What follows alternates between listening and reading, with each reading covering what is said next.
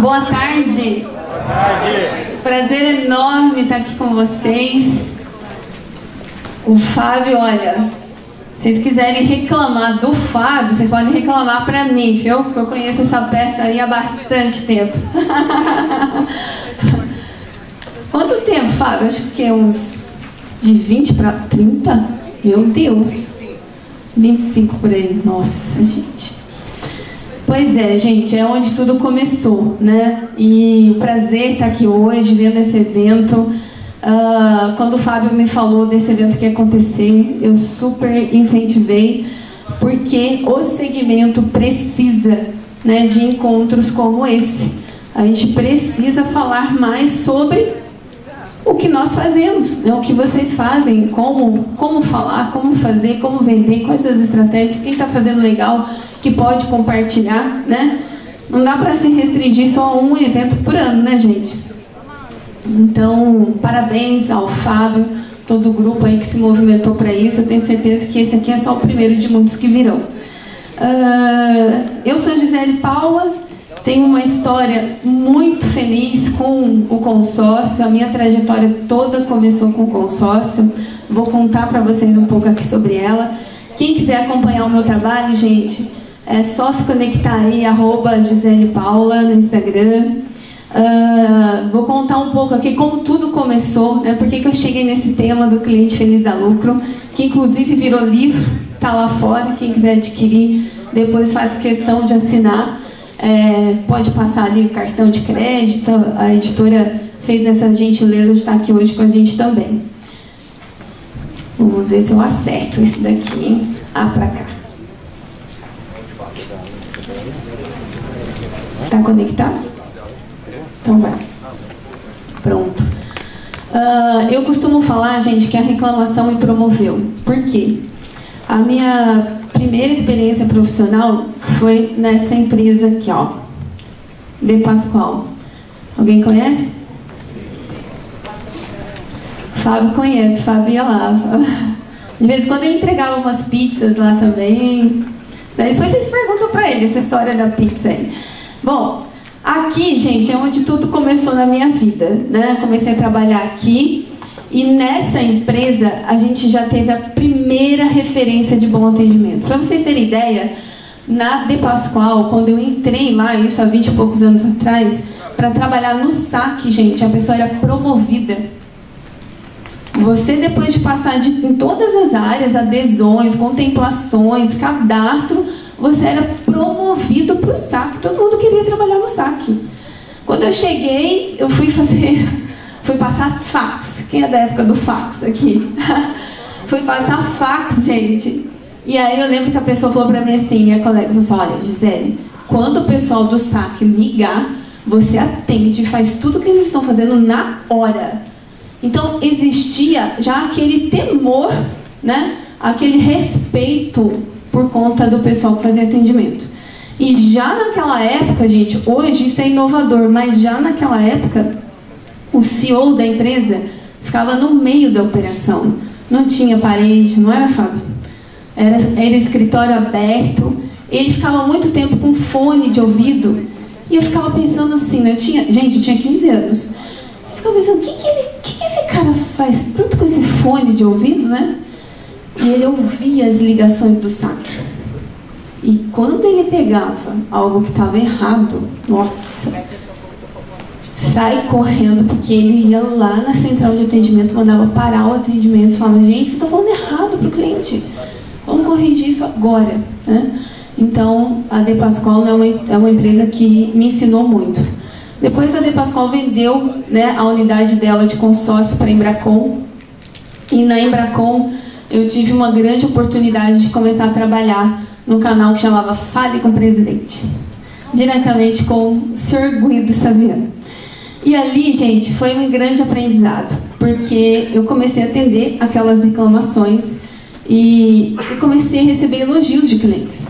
Os clientes começavam a elogiar o meu atendimento, mandava e-mail para o Guido elogiando e tal, e eu ficava feliz, né? O Guido me parabenizava. Teve um que mandou um e-mail para o Guido pedindo se podia me contratar para a empresa dele.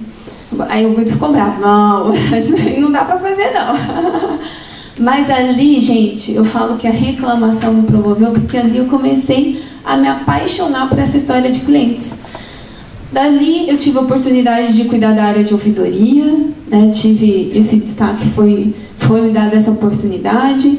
Depois eu coloquei um dia numa pesquisa de clima, que eu achava que seria interessante a gente também, né, dentro da mesma estrutura que a gente tinha ali em Campinas, também cuidar do saque. E aí a empresa ouviu, né, transferiu o saque para Campinas, junto com a Thalita, que sempre foi ali a head da área de atendimento. A gente começou a construir tudo do zero, né, do atendimento ao cliente da Embracon. Fomos construindo, a equipe se destacou, ganhamos vários prêmios de atendimento. Depois que tinha tudo montado, eu vi a oportunidade de montar a área de marketing. A empresa me deu a oportunidade e eu comecei a desenvolver ali algumas estratégias de marketing para clientes. E aí, gente, cheguei, né, no momento dentro da Embracon, já com 13 anos de empresa, que eu falei assim, meu Deus, né, será que é para eu continuar aqui ou tem algum novo desafio pela frente? Eu era muito jovem ainda, e aí surgiu na minha vida o tal do Reclame Aqui. A primeira reclamação do Reclame Aqui eu recebi na Embracon ainda, e aí chegou essa reclamação, era esse site aqui, gente. Eu falei assim, que sitezinho é esse que agora vai ficar mandando reclamação para as empresas? Eles estão achando que eles são o quê? Né? Nem tinha Facebook na época, era só, quem é da época do Orkut? Eita! Tiago nem sabe o que é isso, né, Tiago? Orkut?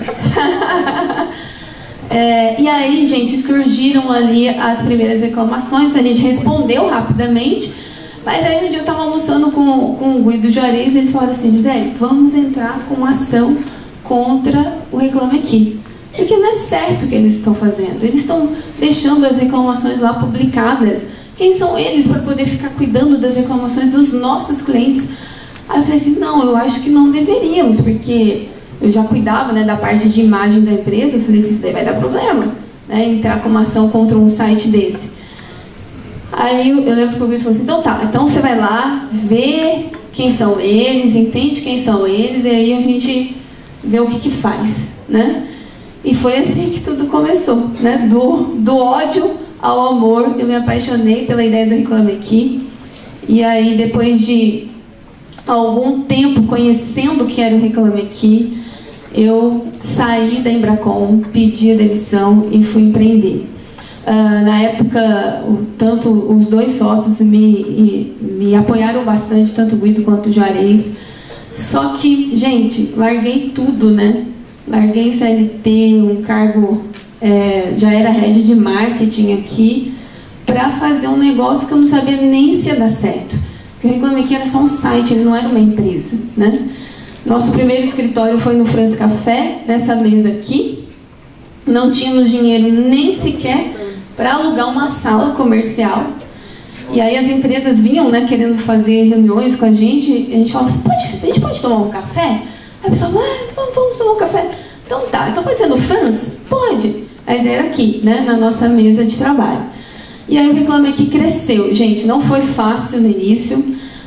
As empresas odiavam o Reclame Aqui. Eu lembro que quando eu saí, né, da Embracon pro Reclame Aqui, o pessoal falava, nossa, certeza que você vai fazer isso? Tipo assim, coitada, né?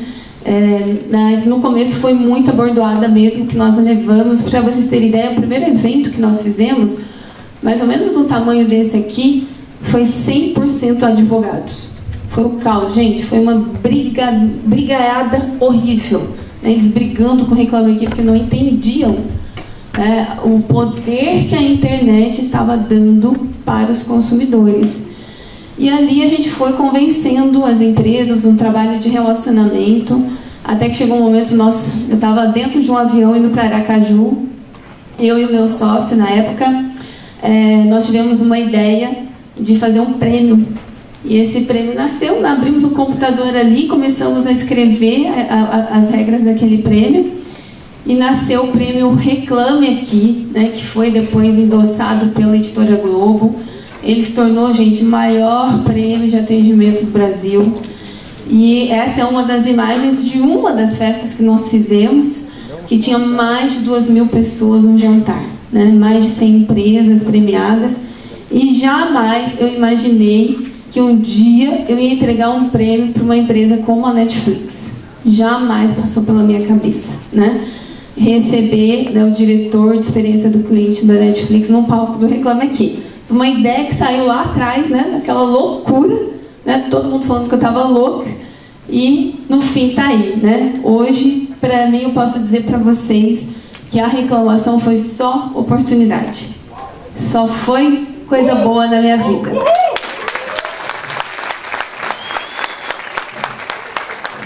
Então a reclamação, gente, às vezes o cliente, né, vem, reclama, fala, pô, mas esse cliente não entende o que é consórcio, que o consórcio não tem devolução, gente. Mas a gente pode fazer da reclamação uma oportunidade, né? Eu sou um exemplo vivo de que isso é possível. E se sentir mal atendido, né, fazendo exercício da empatia aqui, é horrível, gente. Quem já foi mal atendido aqui? Quem não foi, né? Quem não foi, na verdade. Eu vou mostrar um vídeo aqui para vocês, porque o que acontece? Todo mundo já foi. Os executivos das empresas também já foram. Mas por que eles não investem, então, num bom atendimento, se eles também são mal atendidos nas empresas? Sabe o que é isso, né? E nós fizemos um exercício desse de empatia com alguns executivos. Será que roda? Vamos ver se vai.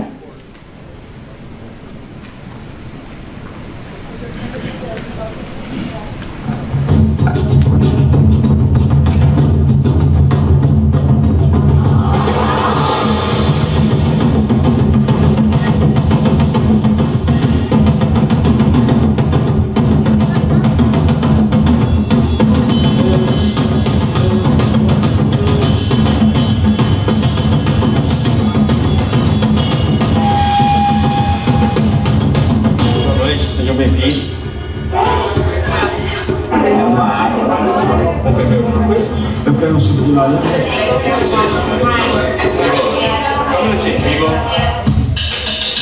Eu pedi sem gelo, sem açúcar. Eu tô gostando desse preço. Pede duas águas, qualquer dia gelado, cara. Uma coca. Tá enganado, será prestar atenção no que eu falei. Jogar essa água na cabeça dele. Mas de novo, já tirou pedindo 2 vezes. Quanto tempo a gente tá aqui? O meu pão tá queimado, você vai comer esse pão? Eu tô achando que tá faltando um pouquinho de respeito aqui com a gente. Eu queria que tirasse isso aqui da dentro aqui. Isso aqui não tem nada com a gente.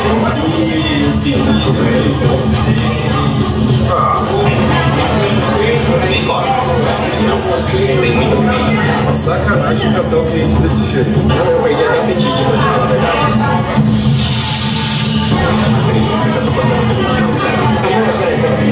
Deixa eu falar primeiro. Chega, chega.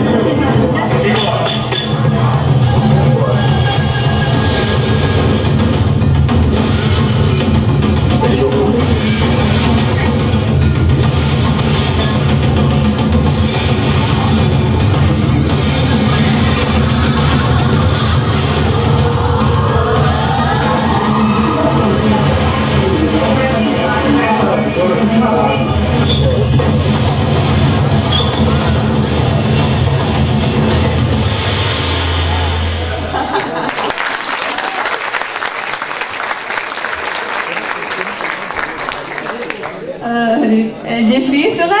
Passar pelo mau atendimento. Gente, esse vídeo, ele ganhou o prêmio Cannes. Ele viralizou rapidamente na internet porque as pessoas se sentiram vingadas, né? E foi real mesmo, as pessoas não sabiam, elas foram convidadas para uma abertura de um restaurante e lá deu tudo errado para elas. Obviamente que a gente preservou, né, a identidade das pessoas para elas não serem expostas. 2 dessas empresas odeiam o Reclame Aqui até hoje, mas uma passou a amar. Mas por isso que eu falo, gente, que não faz sentido as empresas investirem tanto em propaganda para depois perder o cliente. Gasta para atrair, para gerar o lead. Quando o lead entra, deixa o lead embora. Não faz sentido, né? Hoje, se a gente for olhar bem, né, os impactos disso são muito grandes. Os impactos do mau atendimento são enormes para uma empresa, né? Se a gente olha aqui, olha, trouxe só alguns números para vocês terem ideia desse impacto. 83 bilhões é a quantidade de vendas perdidas nos Estados Unidos por conta da má experiência de atendimento. Quer ver um exemplo? Você quer ir num restaurante que abriu próximo da sua casa. Todo mundo indo, você quer ir também. Aí você pergunta pro seu vizinho, e aí, você gostou daquele restaurante? Só não vai não. Péssima comida, não gostei, atendimento demorado, não curti. Você arrisca aí? Não. Aí se alguma outra pessoa fala pra você desse restaurante, o que você fala? Não vai não. Que o fulano foi e também não gostou. Então, ou seja, você nem faz, o dono do restaurante nem faz ideia das pessoas que deixaram de ser clientes. Então esse é o número aqui, 83 bilhões. Esse número no Brasil a gente não tem uma estimativa, mas se tivesse, com certeza as empresas iriam olhar mais para a questão do mau atendimento, porque hoje é um número invisível, né? Então não faz sentido, gente. Eu acredito muito que o cliente feliz, ele vai recomendar a empresa. Ele é a principal propaganda. Olha, no Reclame Aqui, para vocês terem ideia, 90% das pessoas que vão para lá vão pesquisar a reputação. Só 10% fazem uma reclamação. E só que esses 90% estão olhando o que as 10% escreveram. Se teve um bom atendimento, se o problema foi resolvido, se teve problema e a empresa respondeu, se a empresa atendeu, né? No final das contas, é isso que conta. Só que para a empresa, né, tá bem lá no Reclame Aqui, toda empresa precisa olhar para o cliente. O Reclame Aqui não é aquele problema lá da área do saque. Não. Todos nós aqui, quem é da área comercial ou não, é responsável por um canal como o Reclame Aqui, é responsável pelo atendimento, porque no final a empresa toda faz atendimento, né? E, inclusive no meu livro eu falo, tem duas áreas muito importantes que representam muito o cliente dentro da empresa, que é vendas e atendimento, porque são as duas áreas que estão em contato direto com o cliente, né? E vendas tem uma coisa, gente, que ninguém da empresa tem, que é as pessoas que lidam com vendas sabem quando o cliente diz não, por que ele disse não. Então, só quem vende para o cliente tem a informação do não. O pessoal do marketing não sabe o não. Então, ouvir quem está na ponta é fundamental para a empresa evoluir, né? Melhorar a experiência do cliente, melhorar a comunicação de modo geral, né? Eu sei que muitos de vocês devem ouvir assim, né? Ah, mas a minha empresa tem muita reclamação no Reclame Aqui. Já ouviram isso? Tem alguém aqui da Unifisa? Gente, a Unifisa fez um trabalho fantástico, né?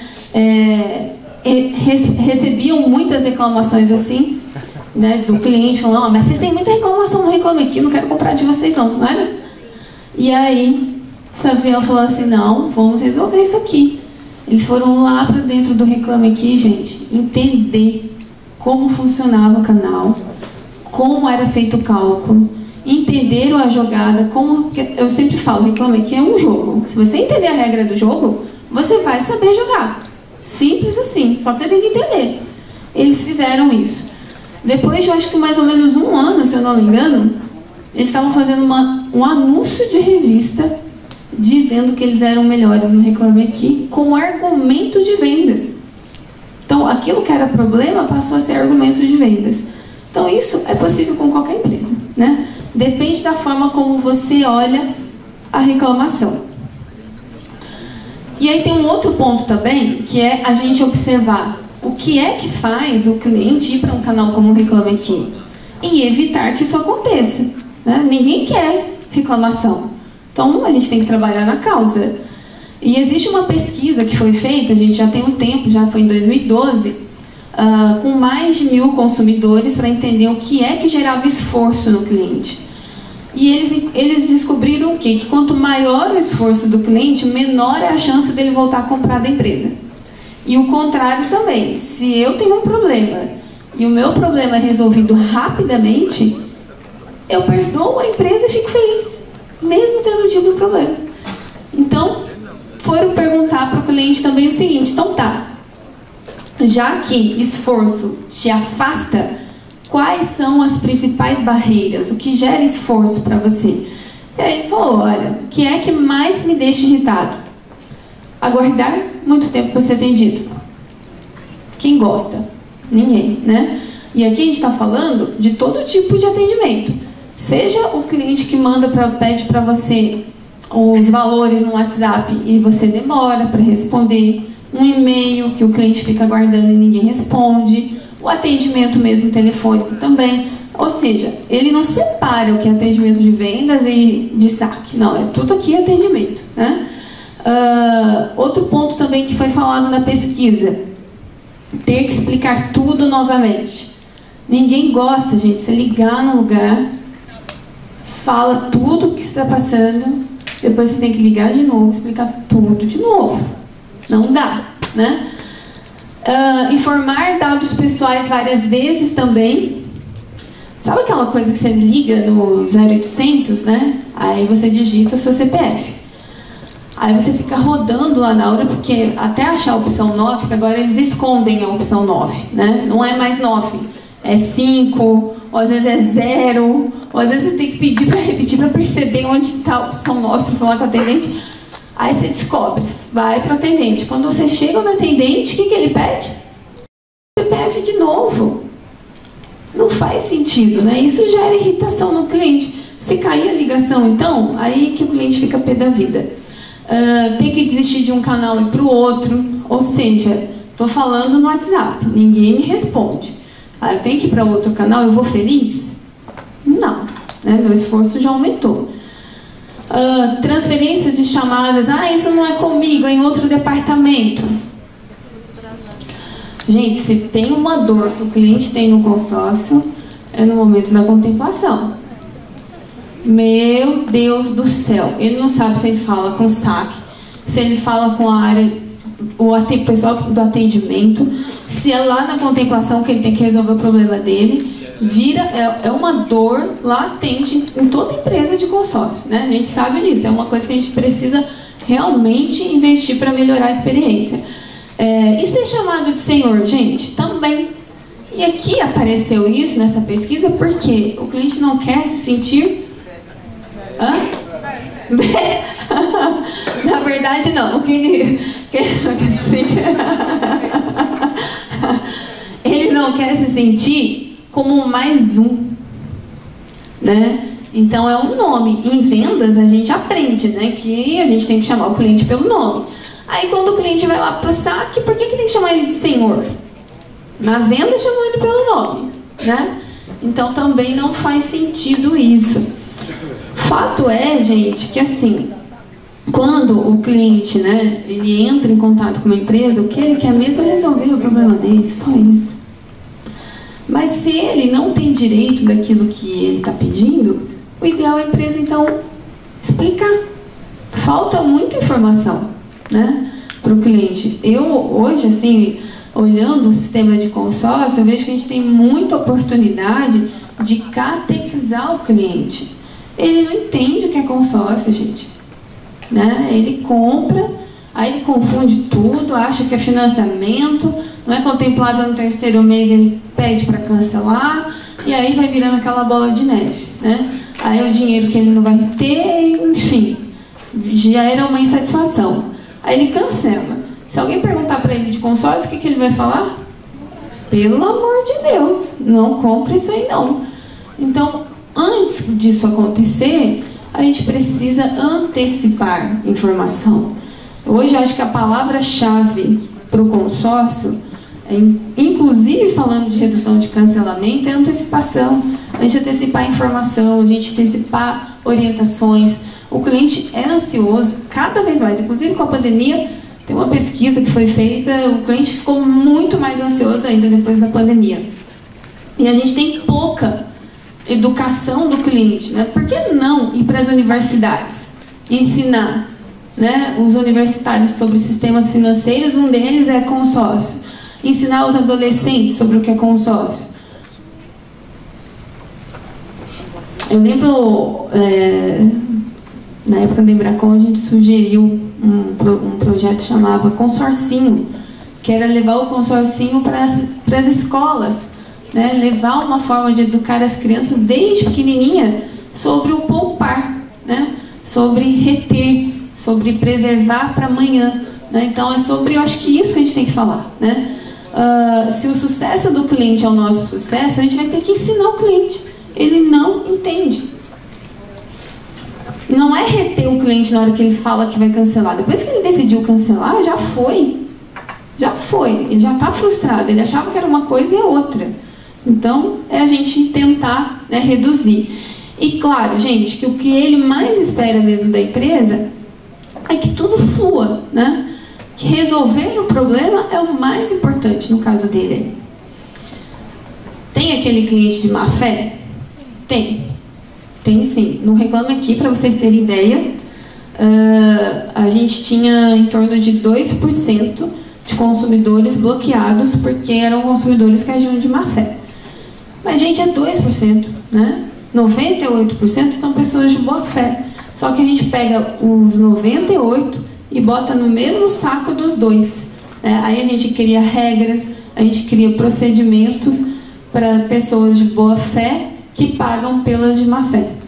Então, se a gente quer confiar, que o cliente confie na gente, a gente precisa confiar nele também, né? E o grande erro das empresas é deixar para ver isso depois. Depois que o cancelamento aumenta, né? Depois que a reputação vai lá para as cucuias, né? Aí reduz venda. Se a gente fizer um processo de mapear a jornada do cliente, hoje, gente, existe metodologia para isso, né? Hoje, no Instituto Cliente Feliz, que é a startup que eu criei há 1 ano e meio atrás, a gente estrutura as jornadas de experiência do cliente dentro das empresas. Então, mapear mesmo, é um processo. Desde quando o cliente pensa em comprar consórcio, o que ele faz? Aí ele vai no Google. E depois, o que ele faz? Ele vai constar a avaliação, ele vai no Reclame Aqui.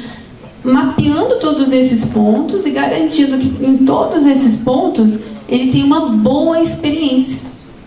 E é latente quando a gente olha consórcio, né, na jornada, tem alguns pontos que são de fricção, que a gente chama. Que é, por exemplo, o momento da contemplação, o momento após a compra, que ele fica meio perdidão, né? Ele comprou, tá, e aí agora? Eu vou receber boleto? Alguém vai me ligar? Enfim, né? Falta um pouco desse pós-venda também, né? E como é que a gente faz isso, gente? A gente tem que garantir o básico, primeiro, bem feito. Se a gente não garantir o básico, não adianta a gente pensar em encantamento. O que é o básico? Ter um telefone que o cliente ligue e fale rapidamente.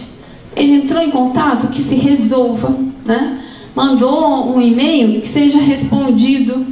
Entrou no site, tem que ter uma opção rápida para falar com alguém. Não pode ter no site só geração de lead, né? Bota aqui o seu e-mail, seu telefone para simular. E o cliente quer falar, né? A gente precisa ter esses canais também. O que o cliente espera? Ele espera, quando ele precisa falar, ser atendido e ter o problema dele resolvido. Resolvido aqui, gente, no sentido de ter a solução daquilo que ele colocou, né? Não quer dizer que a gente vai fazer tudo que o cliente pede, né? Me perguntam muito sobre isso. Mas então a gente vai fazer tudo que o cliente quer? Não, claro que não, né? Nem dá. O cliente quer ser contemplado mês que vem. Você vai contemplar? Não tem jeito. Então, oferecer para o cliente aquilo que ele precisa, né? E entregar para ele aquilo que ele não espera. É basicamente isso. E o que ele não espera? É o acolhimento, né? É o algo mais, é a conexão. É uma mensagem do vendedor só agradecendo. É uma mensagem de relacionamento. Como é que você está? Tudo bem? Só estou passando aqui para te agradecer pela confiança que você tem com a nossa empresa, comigo. Muito obrigada pela oportunidade de fazer parte da realização do seu sonho. Sem querer vender nada mais, é só agradecimento. Tem a história, né, do maior vendedor do mundo, que ele fazia isso lá nos Estados Unidos. Ele entrou no livro de recordes por vender carro nos Estados Unidos e foram perguntar para ele por que ele vendia tanto. Porque eu faço relacionamento com o meu cliente todo mês. Ele mandava uma cartinha, né, falando, me importo com você. Então é isso que o cliente não espera, gente. Aí quando a gente faz, aí a gente encanta, né? Se eu for perguntar para vocês aqui, que nota vocês dariam para os últimos atendimentos que vocês receberam como cliente, de 0 a 10? 10. 7? Como cliente. 5? Quem dá mais, quem dá menos?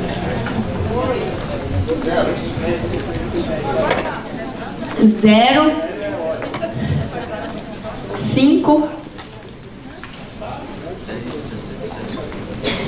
que mais?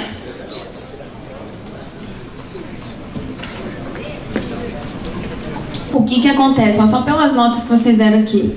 Se a gente fosse fazer uma média, a gente ia chegar em torno ali de uns 6, talvez, né? Porque ninguém deu 10. Uns 6, talvez 7. 7 a gente passa de ano, né, gente? Raspando. Se a gente quer ser realmente encantador, memorável para o cliente, né? Fazer o que ele não espera, a gente tem que sair da média. Olha que louco isso. Quando vocês avaliam os atendimentos das empresas que vocês receberam, mostra que o mercado, de modo geral, está na média.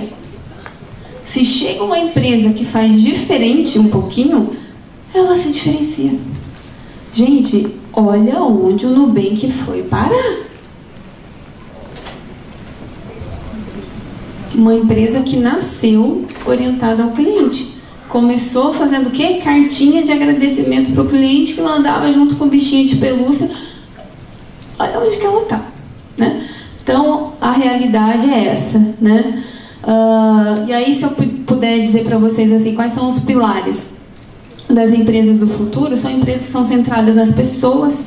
A gente nem fala mais de centralidade no cliente. É ser centrado nas pessoas, seja colaborador, seja cliente. Porque no final das contas, se eu não estiver bem para atender o cliente, né, se eu não estiver feliz, o cliente também não vai ficar feliz. O foco do cliente, não no cliente. Toda empresa nasce com foco no cliente. Sem cliente, uma empresa não existe. Mas olhar com o olhar do cliente para os processos é que faz a gente se tornar mais simples, gerar uma experiência melhor para ele. Ter uma estratégia sustentável de clientes. Quando eu falei de mapear a jornada do cliente, por exemplo, eu estou falando de ter uma estratégia, né? Eu não saio só fazendo coisas interessantes para cliente. Faça aqui, faça ali. Uma hora, a bola cai no chão. Então, quando você estrutura o processo, aí você tem algo mais sistematizado. Como é o caso que eu falei aqui do Nubank, né? Existe um processo. A bola não cai, né? Tudo foi pensado para ter uma experiência. E a inovação através da experiência, né? Empresas falam muito de tecnologia, de inovação, mas essa inovação tem que vir para servir o cliente. Se não for, não faz sentido. Se não for para gerar valor para o cliente, por que eu coloco um bot? Se não é para facilitar a vida do cliente, né? Um robozinho lá no chat. Se estiver facilitando a vida do cliente, ótimo. Mas se estiver atrapalhando o seu cliente, tira. Tira, porque vai gerar problema. Uma vez eu estava dentro de um call center, gente, tinha 350 pessoas no andar fazendo atendimento de mídias sociais. Aí eu falei pro gerente assim, caraca, né? Muita gente aqui para fazer atendimento de mídias sociais. Qual o principal motivo de reclamação aqui? Aí ele falou para mim assim, o bot. Eu falei, o bot? O bot do chat? Eu pensei assim, bom, será que só eu que estou pensando que então era melhor tirar o bot? Aí eu falei para ele assim, e vocês já pensaram, né, de repente, de tirar o bot para fazer um teste? Não, esquece. Esquece, porque o marketing já divulgou isso, a gente já ganhou prêmio disso, não podemos tirar esse bot mais. Ou seja, uma tecnologia que foi implementada para gerar esforço no cliente, né? Não faz sentido. E conexão de verdade, né, gente? As empresas hoje, elas precisam ter uma essência, precisam ter um propósito, né? Se fala muito disso hoje, não é jargão, né? Empresas que têm uma essência, têm um propósito por trás, né? Tem uma conexão de alma, ela vai mais longe. Ontem eu estava no Magalu, lá em Franca, na sala da Luísa Helena, tem um quadro, gente, com um texto lindo, falando, sabe do quê? Energia. Tudo é energia. A forma como você se relaciona com o cliente, com o seu colaborador, tudo é energia. E aí, a gente está falando o quê? Né? Que o futuro é humano. Né? A gente usa a tecnologia para facilitar a vida do cliente, mas no final das contas, tudo tem que vir para gerar mais humanização nessas relações. Porque o produto copia, o preço copia, o seu site, a sua estratégia de vendas, o seu concorrente copia. O que ele não vai copiar? É o relacionamento, né? O que só você sabe fazer. Gente, essa história de cliente feliz, não sou só eu que falo, né? As pesquisas são bem claras, né? 74% dos consumidores estão dispostos a gastar mais com empresas que oferecem um atendimento excelente. Você vai na Starbucks, você não pensa assim, nossa, gente, eu vou pagar 3 vezes o valor do café aqui, eu acho que é melhor ir na padaria. Não, você vai no Starbucks porque você quer passar por a experiência de estar no Starbucks. Então, vale a pena, sim, né, a gente investir em cliente. E aí, né, eu deixo aqui o link do livro, né, a Buzz está aí fora, na editora. A história do cliente feliz, gente, virou livro, né? E nesse livro eu conto, né, de A a Z o que uma empresa precisa fazer para tornar os seus clientes mais felizes, né? Com tudo que a gente viveu ao longo desses 20 anos, muitas histórias aqui também, né, de empresas, do que deu certo, o que não deu certo, e metodologias também para serem implementadas. Gente, muito obrigada. Não sei se a gente tem tempo aqui para tirar dúvidas. Dá? Dá? Então, estou aqui. Querem fazer perguntas?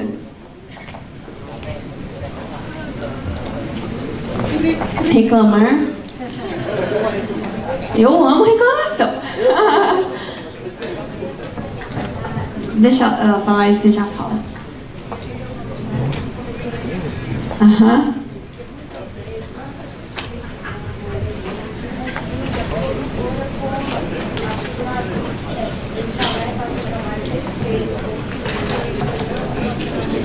Aham. Aí vai todo mundo junto. Uhum.